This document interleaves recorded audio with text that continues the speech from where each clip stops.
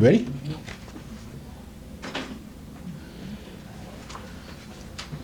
All right.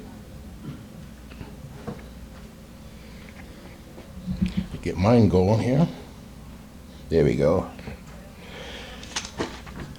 Believe it or not, in Isaiah 53, starting at verse 1. Isaiah 53, verse 1. Who has believed our report? And to whom is the arm of Yahweh revealed? For he shall grow up before him as a tender plant, and as a root out of dry ground. He has no form nor comeliness, and when we shall see him, there is no beauty that we should desire him. He is despised and rejected of men, a man of sorrows and acquainted with grief. And we hid, as it were, our faces from him. He was despised, and we esteemed him not. Surely he has borne our griefs and carried our sorrows, yet we did esteem him stricken, smitten of Elohim, and afflicted. But he was wounded for our transgressions. He was bruised for our iniquities. The chastisement of our peace was upon him, and with his stripes we are healed. What does Yahweh say? In many cases, we look to man first for answers before we ask Yahweh. Yahweh tells us he will supply every need we have. In Philippians 4:19, but my Elohim shall supply all you need according to his riches in glory by Messiah Yeshua. Notice, Yahweh was obliged himself only to the extent of our needs. That would include food and clothing and shelter and companionship, love and salvation through Yeshua Messiah. It would not include the luxuries that we have come to think of as needs. Yahweh states that his grace is sufficient for us. In 2 Corinthians 12, verse 9. And he said unto me, my grace is sufficient for thee, for my strength is made perfect in weakness. Most gladly, therefore, will I rather glory in my infirmities, that the power of Messiah may rest upon me. Sufficient, defined, is this: an amount of something that is enough for the particular purpose. Yeshua's grace is the right amount to cover all of my weaknesses. Yahweh proclaims that his children will not be overtaken with temptation. Instead, he assures us that a way of escape will be provided. This promise is recorded in 1 Corinthians 10, verse 13. There has no temptations taken you, but such as is common to man. But Yahweh is faithful, who will not suffer you to be tempted above that you are able, but will with temptations also make a way to escape, that we may be able to bear it. Jude also wrote, in Jude chapter 1, verse 24, now unto him that is able to keep you from falling, and to present you faultless before the presence of his glory with exceeding joy. Darius, king of the Medes, said to Daniel, in Daniel 6, verse 16, then the king commanded, and they brought Daniel and cast him into the den of lions. Now the king spoke and said unto Daniel, thy Elohim, whom thou servest continually, he will deliver thee. He did deliver Daniel. The same Elohim that delivered Daniel is the same Elohim that is in our midst today. Yahweh tells us that all things work together for good to those who love and serve him faithfully, in Romans 8, verse 28. And we know that all things work together for good to them that love Yahweh, to them who are the called according to his purpose. It may be difficult for us to see and understand how this is accomplished at times, but Yahweh has promised it, and he will deliver. If he said it, he will do it. And if he spoke it, he will bring it to pass. How Elohim will not fail you. In Lamentations 3:22, it is of Yahweh's mercies that we are not consumed, because his compassions fails not. His compassions fail not. Great is your faithfulness, Lord, unto me. Remember that song? Do you need to get somewhere? Yahweh can part the waters for you. Are you on your way to the lion's den? Yahweh can shut the lion's mouth for you. Are you spiritual batteries about dead? Yahweh can revive you again. Yahweh states that those who believe in Yeshua for the forgiveness of sins will be saved. There is no other way into his kingdom but through Yeshua. Repent and be baptized in the name of Yahweh and his son Yeshua. And any other teaching or religion that does not recognize Yeshua as the Savior of humanity, that religion is a false religion. Period. One of the many problems with our generation is we have stopped preaching about his death and the conviction of sin to try to cater to everyone and get numbers to roll into the congregation. I would much rather minister to 20 who believe the Bible as Yahweh's word than 500 lukewarm attenders. There are ministers that say that his goal is to make everyone feel comfortable. It is time for the congregations in America to stop being places of entertainment and start being places of deliverance. I wonder what would happen in these mega churches if John the Baptist would come back to be the senior pastor. Yahweh proclaims that we have victory over death. He first was resurrected by Yeshua by way of assuring our resurrection. Peter said in Acts 2, verse 32, "This Yeshua has Yahweh raised up, whereof we are all witnesses." Paul wrote in 1 Corinthians 15:3, "I delivered unto you first of all that which I received, how that Messiah died for our sins according to Scriptures, and that he was buried, and that he rose again the third day according to Scriptures."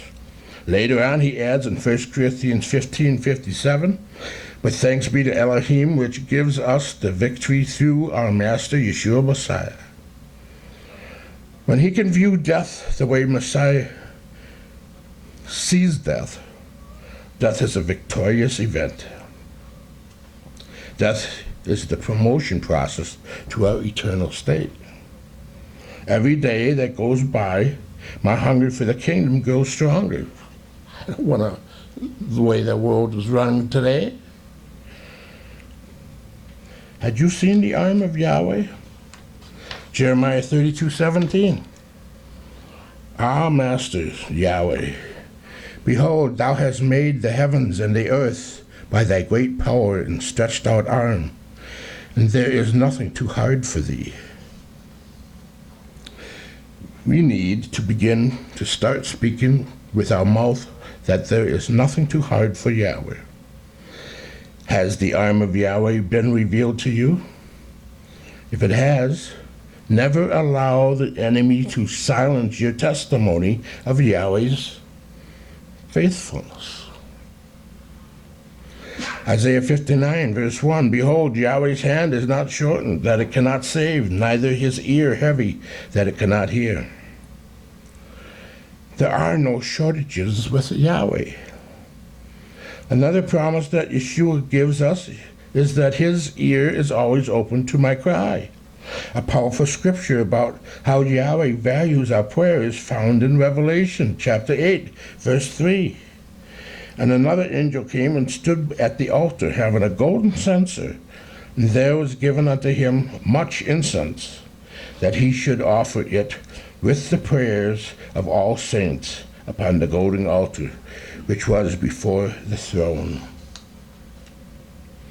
He has borne our grief and carried our sorrows. Isaiah has in view how the Messiah took our pain upon himself. He made our griefs his own, and our sorrows as if they were his. Isaiah 53, verse 3. He is despised and rejected of men, a man of sorrow, and acquainted with grief. And we hid, as it were, our faces from him. He was despised, and we esteemed him not.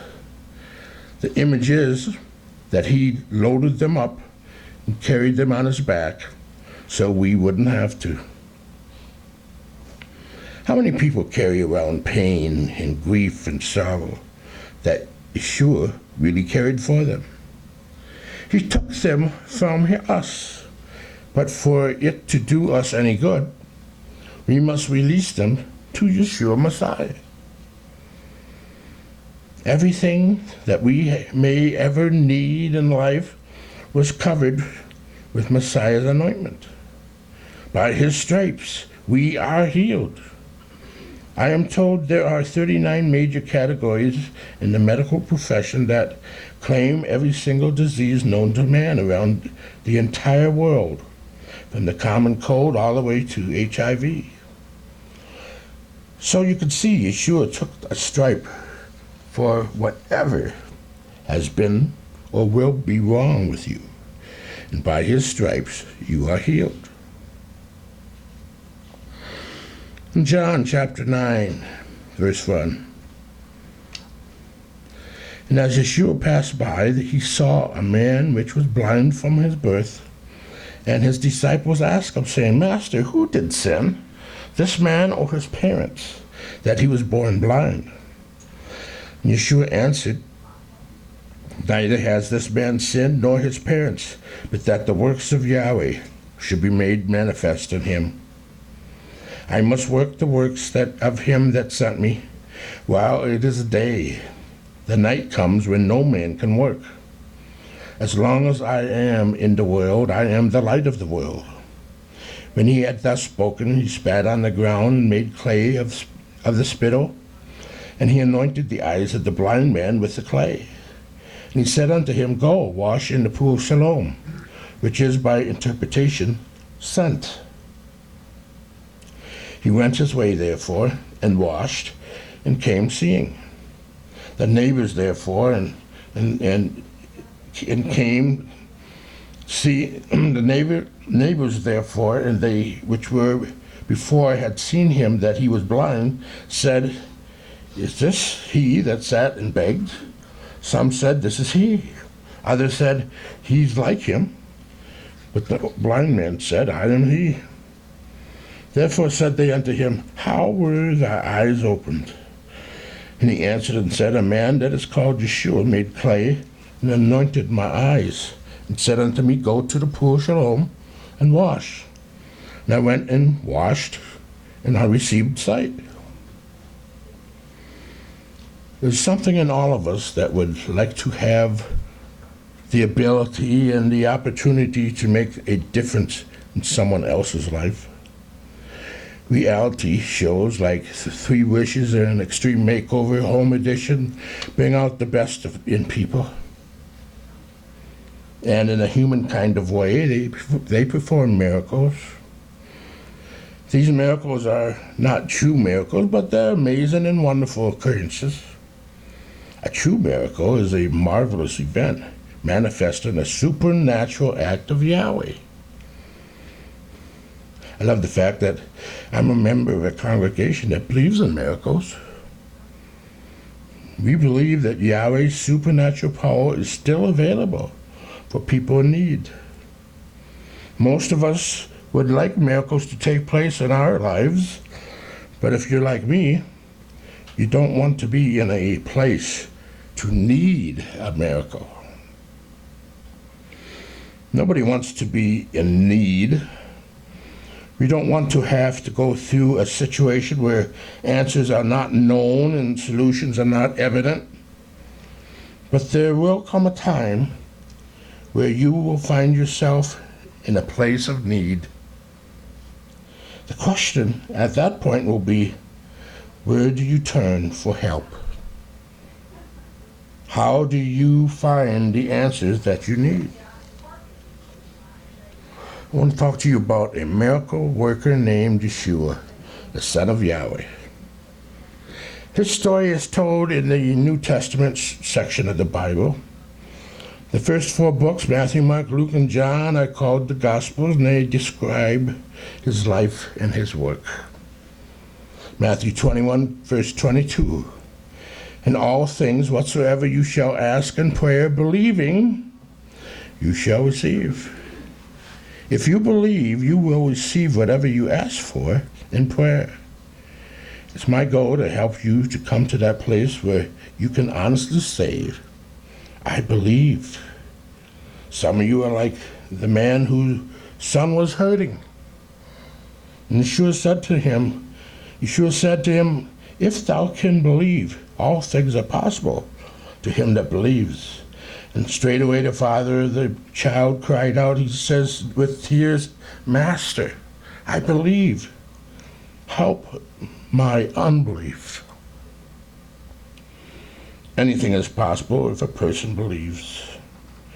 The father instantly replied, I do believe, but help me not to doubt. I cannot tell you how many times I've prayed a similar prayer. Yahweh, I know that you are able to do this, but will you do it for me? Will you answer my prayer? Anything is possible if a person believes. What if I have some doubt? You're normal. We all struggle with periods of doubt. If you have never doubted anything, it may mean that you have never thought seriously about anything. The only way to never doubt is to never use your mind to question and try to figure anything out. Doubting does not mean that your faith stops. It means you are trying to understand your faith at a deeper level. Honest doubt means that we are thinking and seeking to understand. Maybe that's why you are here today you're watching YouTube. You are investigating His Word, the Bible.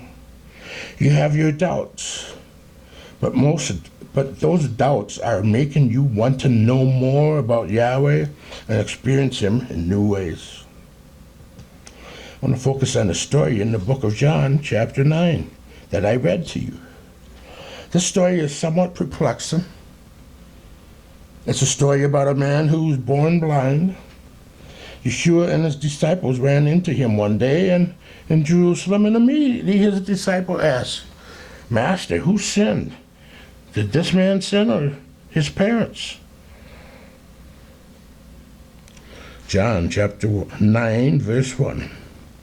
And as Yeshua passed by, he saw a man which was blind from birth. And his disciples asked him, saying, Master, who did sin, this man or his parents, that he was born blind? And Yeshua answered, Neither has this man sinned or his parents, but that the works of Yahweh should be made manifest in him. I must work the works of him that sent me, while it is day. The night comes when no man can work. As long as I am in the world, I am the light of the world. It probably did not occur to the disciples. This man was blind, but he was not deaf. He could hear the conversation. Imagine you sitting there blind. Your life is bad enough already, and you hear these theologians say, his sin? His parents' sin? What do you think?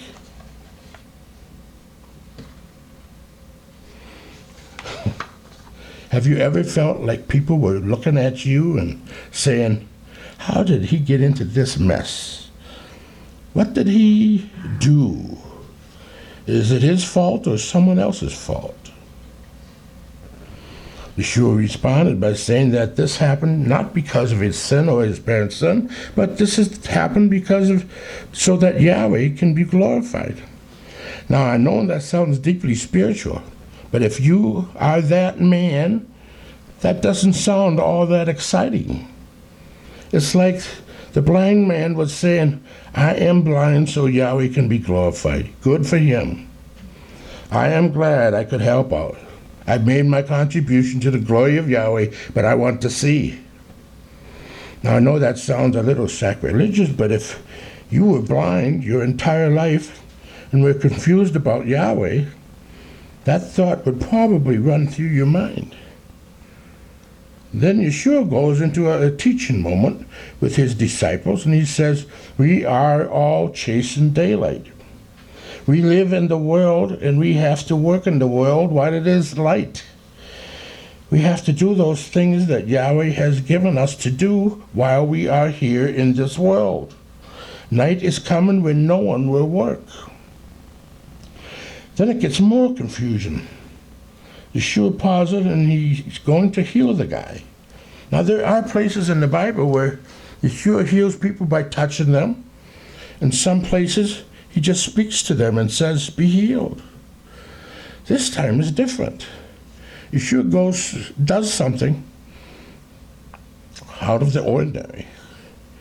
Are you willing for Yahweh to do something out of the ordinary in your life? Too many times we see how Yahweh has worked in someone else's life, and we say, I need your help, and I need your help, like my friend received your help. I believe that Yahweh wants to help you, but you must allow him to work in his own way. He has a plan for your life, and that plan will be different from someone else's life. It will not be the same. Jeremiah 29, verse 11, for I know the thoughts that I think towards you. Wow, that's powerful right there. The creator of the universe is thinking about you.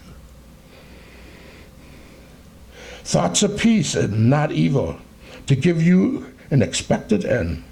For I know the plans I have for you. And that's again amazing to think that the creator of the universe is thinking about you, and he's got a plan for you. Plans to prosper you and not to harm you. Plans to give you hope and a future. The question is, will you allow Yahweh to do something out of the box in your life? Before you say yes, let's take another look at this blind man's story. In John chapter 9, verse 6, and when he had thus spoken, he spat on the ground and made clay of the spittle, and he anointed the eyes of the blind man with the clay.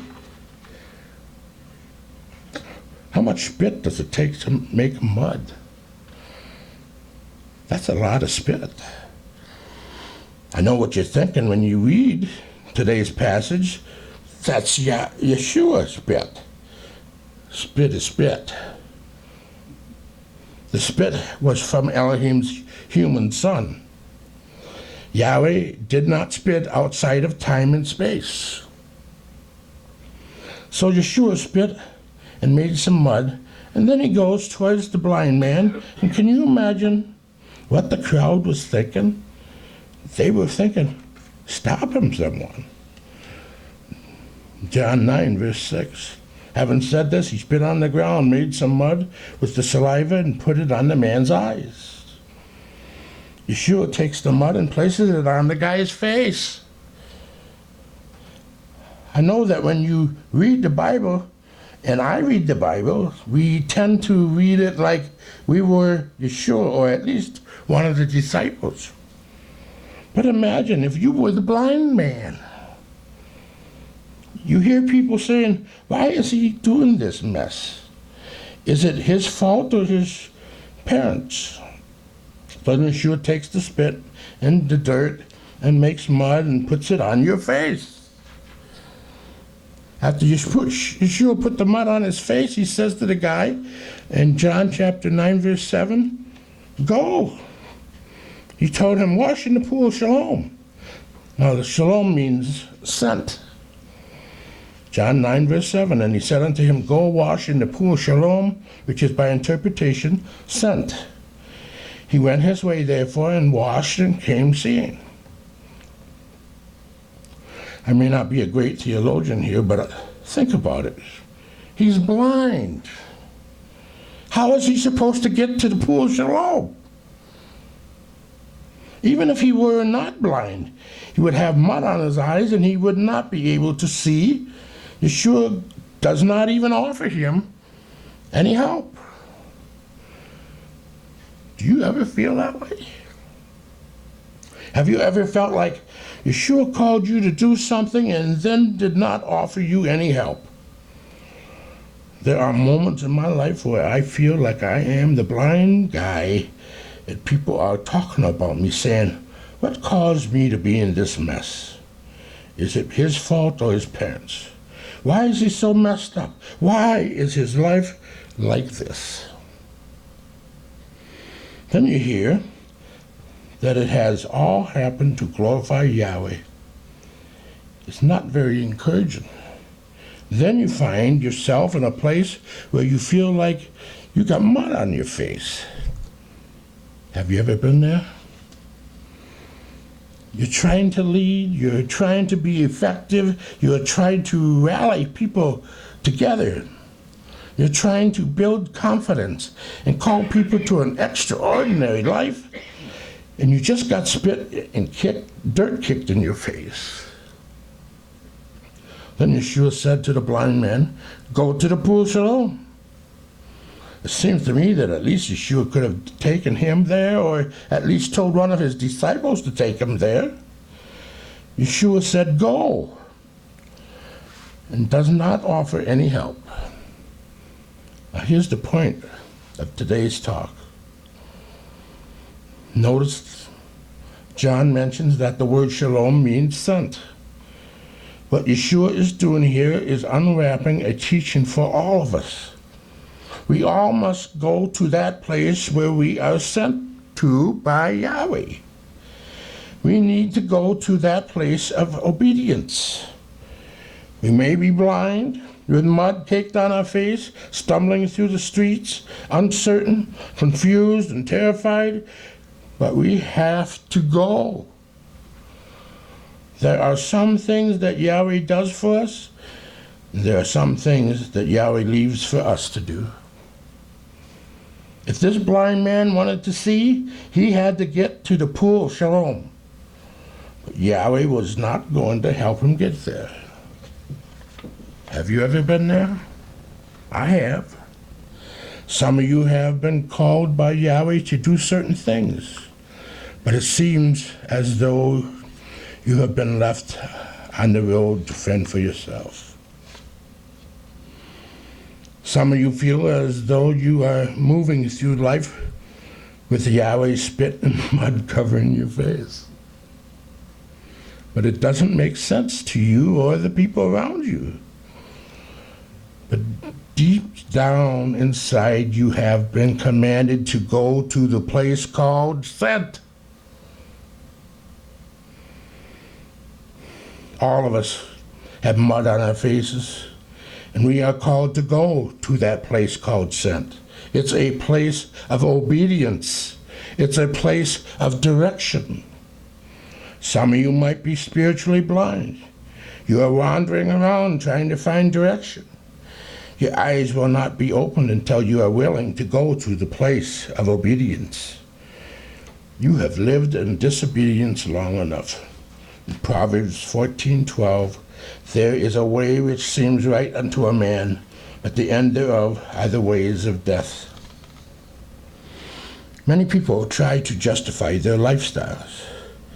They want to rationalize their choices. You must understand that your choices determine your destiny. Yeshua told this blind man to go to the pool of Shalom. Now the pool Shalom was built by King Hezekiah 700 years earlier. It had the purest and best tasting water in the whole city of Jerusalem. But that's not why Yeshua sent him there. He sent him there because he wanted to know, will this man obey my exact instructions? Is he teachable? Is he open to the leading of the Spirit of Elohim in his life? Will he do what I tell him to do, even if it sounds far-fetched? The first step towards having a better life starts with a willingness to obey Messiah in all the little details of life. This man was willing, and so he washed, and then he could see. John 9, verse 7, and said unto him, Go wash in the pool Shalom, which is by interpretation sent. He went his way, therefore, and washed and came seeing. The neighbors, therefore, and they that which before had seen him, that he was blind, said, Is not this he that sat and begged? Some said, This is he. Others said, It looks like him. But he said, I am he. Therefore said they unto him, How were thy eyes opened?